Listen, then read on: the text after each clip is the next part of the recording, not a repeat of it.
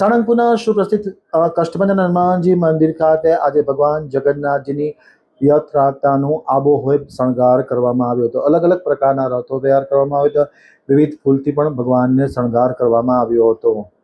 હવે જોઈએ સાળંગપુર આમતક ન્યૂઝ બ્યુરોમાંથી ચિંતન વાગડિયાનો એક વિસ્તૃત અહેવાલ. વિશ્વ પ્રસિદ્ધ યાત્રાધામ સાળંગપુર સ્થિત કષ્ટભંજન હનુમાનજી મંદિર ખાતે શાસ્ત્રી સ્વામી હરિપ્રકાશદાસજી અથાણાવાળાની પ્રેરણાથી આજરોજ ગુરુવારના પવિત્ર અષાઢી બીજ પર્વ અને જગન્નાથજીની રથયાત્રાના પાવન અવસરે ભગવાન કષ્ટભંજન દેવને રથયાત્રાની થીમ આધારિત અદ્ભુત અને દિવ્ય શણગાર કરી શણગાર આરતી પૂજારી સ્વામી દ્વારા કરવામાં આવી હતી. દાદાના સિંહાસનની આસપાસ ભગવાન જગન્નાથજી, સુભદ્રાજી, બલભદ્રજીના પરંપરાગત રંગબેરંગી દિવ્ય રથ તૈયાર કરવામાં આવ્યા હતા.